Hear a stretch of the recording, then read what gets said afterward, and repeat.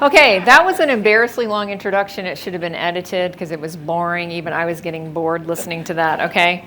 So I'm just going to tell you a little bit about me. I'm assuming that if I press on the top, this will go.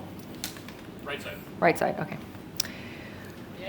So that's my before and after. My health recovery, in 2016, I was on this cruise sitting out there as one of you, just here to get information and to sit at the foot of the masters, taking in all the information that I could, because I knew that I probably, can you not hear me? No. Unfortunately, if I turn it up any higher, it needs feedback, so come sit with us in the front. Should I hold this closer to my mouth, maybe? Or talk a little louder. I mean, I think that works. Flip it on your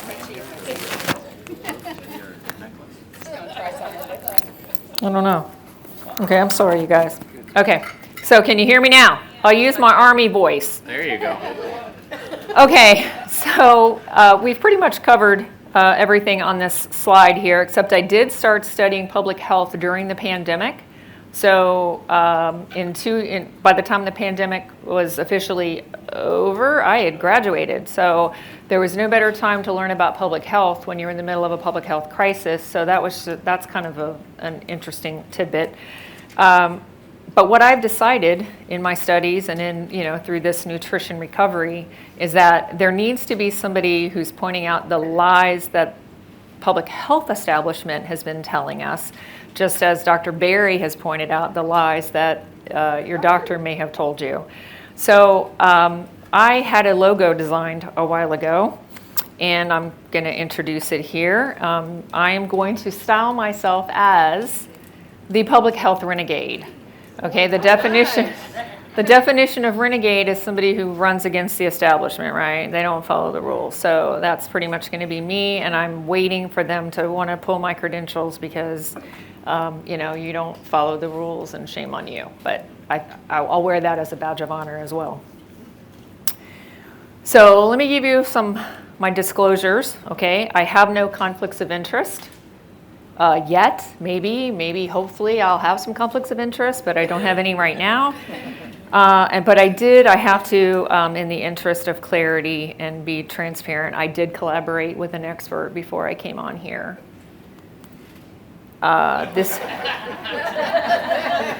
This is my granddaughter, Juliet. She's reading How to Read a Book by Trisha Greenhall, which was required reading when I was a functional nutritional therapy practitioner training. This was not required reading in my public health training. Interesting, isn't it? Okay, and not only did she point me in the right direction with that book, she's very well read.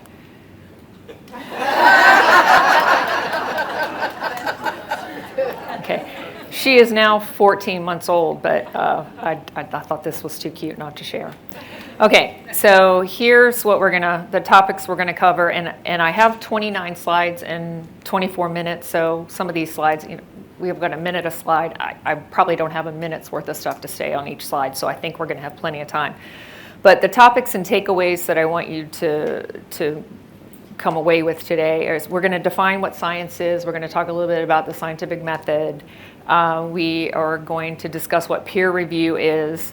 We're going to touch on a subject called publish or perish, and I have that in quotes because it's kind of, you'll need to hear about that. We're going to talk about what the types of studies that are in existence and the hierarchy of that level of evidence, and then just a few tips and tricks on things to look for in a study. And then I'm going to hopefully help you learn how to maybe interpret that study. And so most likely what's going to happen, and I'm going to ask somebody, has anybody had a well-meaning friend or family member send you an article or a study saying that, hey, that keto diet is going to kill you? Okay. Oh, yeah. Well-meaning, they're only sharing that because they care about you. So then if enough people do that, can it maybe make you start second guessing yourself a little bit? You're like, so then you start to get a little stressed out. So I'm just going to give you a few pointers on things that you can look at. By no means can we cover this topic thoroughly in just the 30 minutes that I have, but I think Debbie may be able to share the slides afterwards, and you can there's a couple of reference slides on here that may be helpful for you. So science, okay, I'm not going to read you the Oxford Dictionary definition of science, but basically my definition of science is the discovery of knowledge, okay, of new knowledge. Okay, you don't create knowledge, you discover it because it's always there. Okay, so nobody creates, they discover it. Questioning science is actually how you do science. So it's okay to question the science and it's okay to be skeptical. Okay, and consensus science, like everybody agrees, consensus science is an oxymoron, okay? Because if it's consensus, it's not science. And if it's science, it certainly isn't consensus. Because I can tell you, there are subject matter experts on this cruise, in this room, that love each other, love and respect each other, but disagree on certain topics that are related in science. There is not consensus there, but it is science. So we're going to talk a little bit about the scientific method. Okay, so you observe something, you have a question, you wonder, you're like, I wonder if I have 5 glasses of wine opposed to 4 if I'll have a headache in the morning.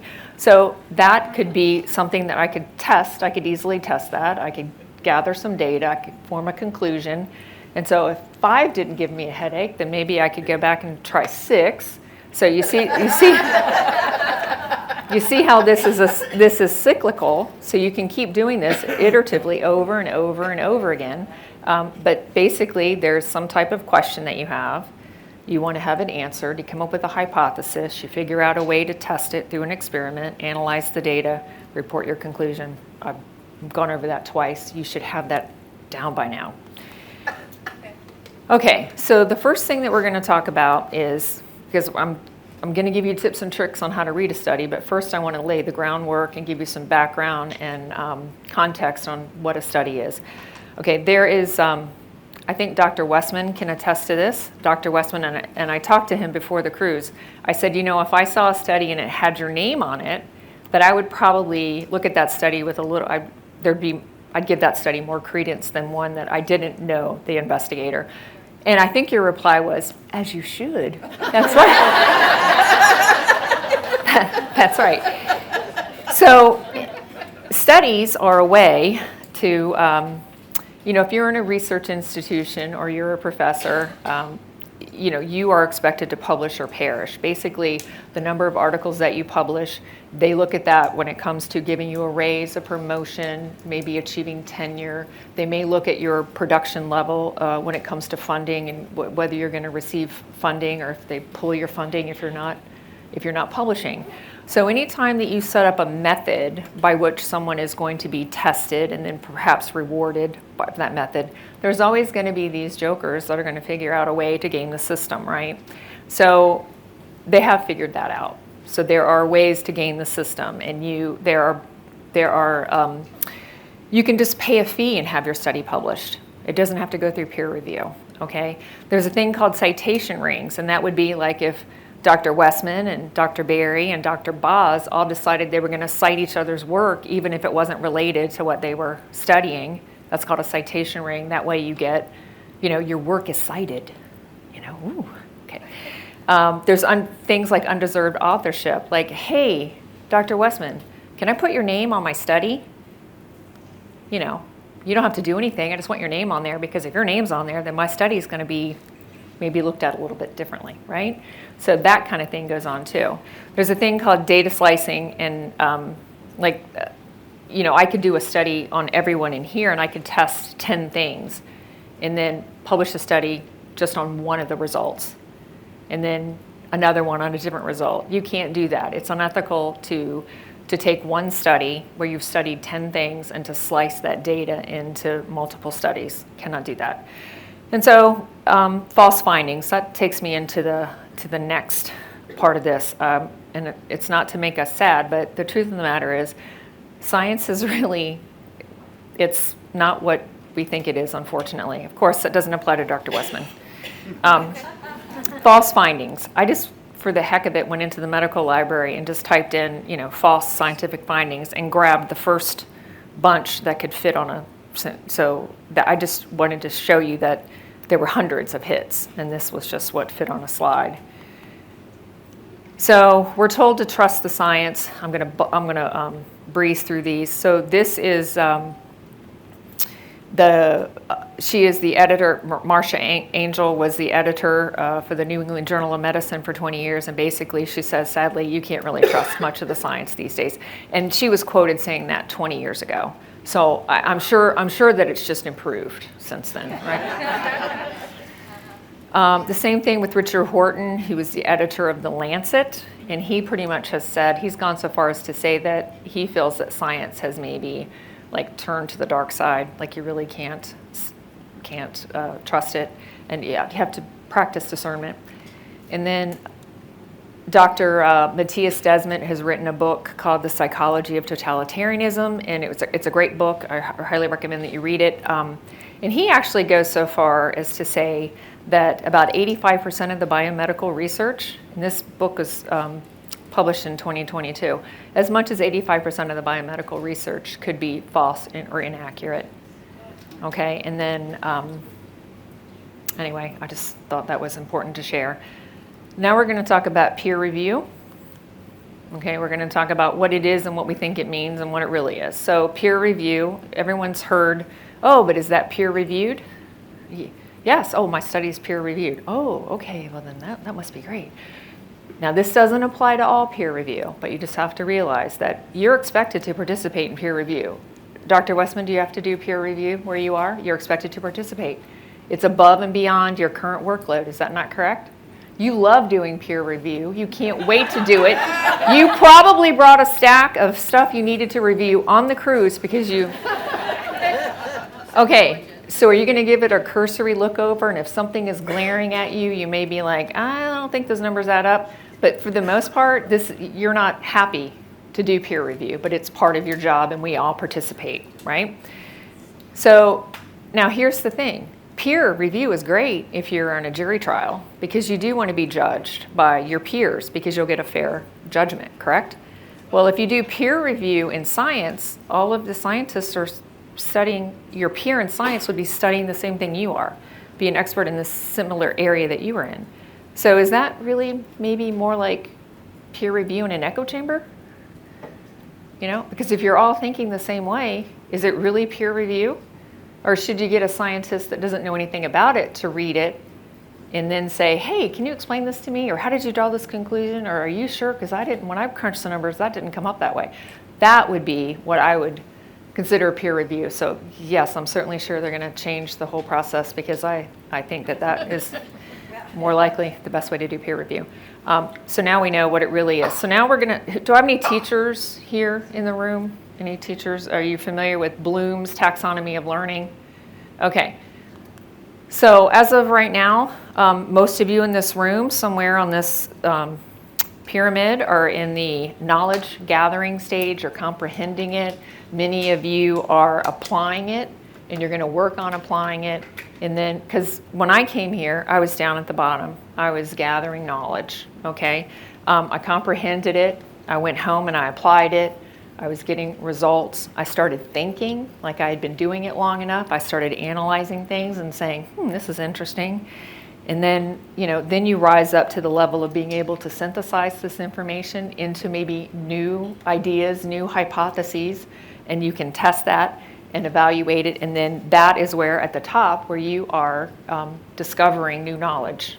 Okay, so the reason why I show you this is important because the next slide, we're getting to the meat and the potatoes now. We're talking about the types of studies. So you'll notice along the bottom, there's a lot of information across the bottom. Up the side, the higher you go up the pyramid, the higher the quality of your information is. Now in the first group there, starting at the bottom, all the way up to random controlled trials, all of those different studies are called observational studies. So who knows what you can conclude from an observational study? Are observational studies like the gold standard or what? No. Okay. No, sure. Okay, good. All right, well, class is over. All right. So the random control trial would be considered your gold standard. And do you know what random controlled means? We're going to get to that on another slide. So then at the top of this pyramid, you have systematic reviews and meta-analysis, and that's basically where several studies that are looking at similar subject are aggregated, their data is pulled together, and they are analyzed by a third party who really has no, disinterested third party, like a Cochrane collaboration would be a good example of who conduct meta-analysis. So basically, this is the synthesis of data and studies that have already been conducted. And the cool thing about the meta-analysis is every time a new study that comes out that could be, that applies to a meta-analysis that's already been done, they will pull that data in and maybe do a reevaluation, and depending on what they discover, they may publish new results. They may form different conclusions. So it's kind of like an ongoing thing. Not all meta-analysis have that, but it does occur in those types of studies. So we already know that an observational study, basically, you're just observing, you're not controlling anything, nothing's randomized. So you all, know more about, you were pretty right on with that. So experimental studies. Okay, so there's 4 parts to an experimental study. Okay, so you need to have some type of a manipulation or some type of intervention. Okay, there needs to be a control. So if I'm going to do something on this side of the room, this side of the room is not going to have that same intervention. You're going to serve as the control. But your choice to be in here needs to be totally random selection, and you need to be sorted randomly, because anytime that you apply, only the females wearing blue are on this side, and only the over here. So it needs to be completely random, and so the randomization is where you've heard that. Double-blind, placebo-controlled, randomized, the gold standard. Okay. And then we already talked about the synthesized evidence. Okay? So now, here's what we're going to do for the last 10 minutes. We're going to apply some of what we've just learned. Okay. Hopefully y'all can see this. Okay. The low-carb diet like keto could shorten your life, study says. Oh, no. All right, so I saw that actually when I was working on the study, just for fun, as I was working on it, I typed it up, and hit it, and it's like, keto diet can kill you. And I get this hit, and I thought, this would be perfect to use in the paper. So basically, this is a sensationalized headline, and if you go to read the study, there should be, when you see something like that and it makes you go, what? There should be a link in there to the study, and there was. So, it's a study from the Lancet. We just talked about the Lancet, right? Okay, and now it tells you right in the title that it's a prospective cohort study. And we know that prospective cohort studies are observational studies. But they did a meta-analysis on it, so they're trying to trip us up, right? They're saying, oh, but it's a meta-analysis. Okay, so if you click where the little pointer is, you can click to see who funded this. Okay, so we're just going to click to see who funded it. And it was funded by the NIH. I'm not saying anything, but it's funded by the NIH. Okay? Now, the next thing to look, so if you click on that little thing where it says see corrections or see updates, that's where you can find out the funding information. The next thing that you'd want to look at, like after you've read the title, you see what it's an observational study, you know that it's an observational study with a meta-analysis, you know that it's now funded by the NIH, and now you're going to look at the methods, okay, just to see if this makes sense. So, this is 15,000 adults between the ages of 45 and 64. I'm thinking that's pretty good, right? Okay, so for the women to be included, they had to be consuming more than 500 calories but less than 3,600. In the men, something similar. And then you get to the part where it's like, food frequency questionnaire. Okay. What did you eat for breakfast Tuesday? Can't remember. I didn't. Okay. Okay. And so the primary outcome that they were looking for was death. Okay, so they, that's how they were forming the conclusion whether or not it would shorten your lifespan. So now we're going to look at their conclusion. Okay, so in their first line of the interpretation, it says both low and high carb diets are associated with increased mortality. Now, okay, but wait, that doesn't that the headline didn't say that. The headline on the article that sucked me in said diets like keto are going to shorten my lifespan. Well, this says low carb and high carb. Thank you for tripping over the truth, okay, with the high carb diet, saying that it's associated with increased mortality. And the one diet that was not associated with increased mortality was the 50 to 55% carbs. And that's what they were saying was like a good thing, right? Not associated with increased mortality. And so here's what we need to talk about. We need to talk about associated. This is a smart group. Well, you're not really learning anything today. I'm just repeating all this stuff, reinforcing it. What does associated mean? Occurs in proximity. Okay, associated. I highlighted it all, 4 times here. It's associated. Umbrellas are associated with rain. Yeah, there you go. Fire trucks are associated with fire. Crime scene tape is associated with a murder scene. Okay, so do we think one of those things is causing the other? Okay, but sometimes it's hard though, because the study is so compelling and they've written it up so well, and you're like, well, yeah, it must be causal, right? But no. So I just highlighted a few of things that they said, but then when I zoned in on what I've highlighted in pink, the minimal risk observed in the 50 to 55% carbohydrate intake, I thought, why do those numbers sound familiar? So then I just looked this up. The Dietary Guidelines for Americans recommend 45 to 65% of their total calories from carbs. Do you think maybe, I don't know. I mean, I just did this. I'm not drawing conclusions. I can't say one caused the other, but it's compelling evidence, right? I mean, this study is saying that 55%, they concluded that 55% of, your intake in carbs is going to, you have a decreased chance of mortality, and that is also what the Dietary Guidelines are for Americans. So, does that sound maybe a little fishy? I don't know. Especially since it was collected by So I'm going to let you form your own conclusion. But this is just what I put together, and probably, I found all this stuff. It took me about an hour to find it all. It took me a little while longer to figure out how I wanted to put it together. But anyway, we've got 5 more minutes, and here's the conclusion.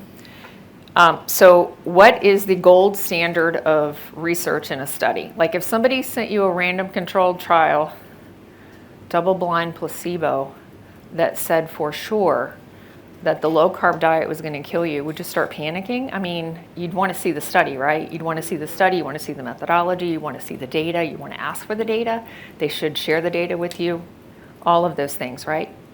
But you're not going to see a study like that. Are they going to see a study like that, Dr. Westman? We'll see.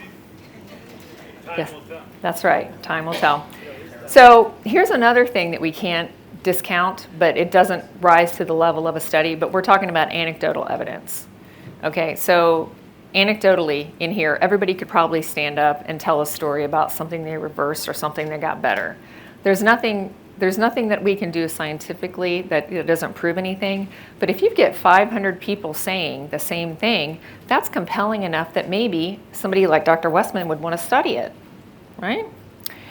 So you can't really discount anecdotal evidence either, but it doesn't rise to the level of a scientific paper. It's anecdotal. And then there's clinical experience, okay? So just because you don't have a random controlled peer-reviewed study to back this up, a doctor's clinical expertise can be enough to say, have you thought about trying this? Because that counts too, like what he has experienced, clinical experience, but again, does not rise to the level of a study. So just to reiterate, considerations when reviewing a research paper, you need to know the type of study, that's the most important. You need to know who funded it. You might want to look at the methods just to see if they make sense. And then you read the conclusions, and does the conclusion make sense? Because here's the thing about an abstract. You can read that first paragraph at the beginning of the study, and the abstract doesn't necessarily and doesn't always support what the study finds. It should, but it doesn't always, okay? And then it's always good to be skeptical, all right? So if you have a question about a study, who's your subject matter expert that you go to? If it's Dr. Berry, bring it to his attention. Send it to the PhD website. Ask Dr. Westman. Ask one of the other professionals that you trust to get their opinion on what they think about it. And don't panic just because it's a study. Okay, you have to realize what the study is really saying and the value in that and the hierarchy of evidence. So we can't take questions now, but this is my contact information, and I think Debbie will make the slides available. I don't know, but if you contact me and you would like to have especially the slides that talk about the hierarchy of evidence and what the studies are, I'd be happy to share them with you. And at the end of all Army briefings, it's like, and short of that, what are your questions? And we are over. Okay.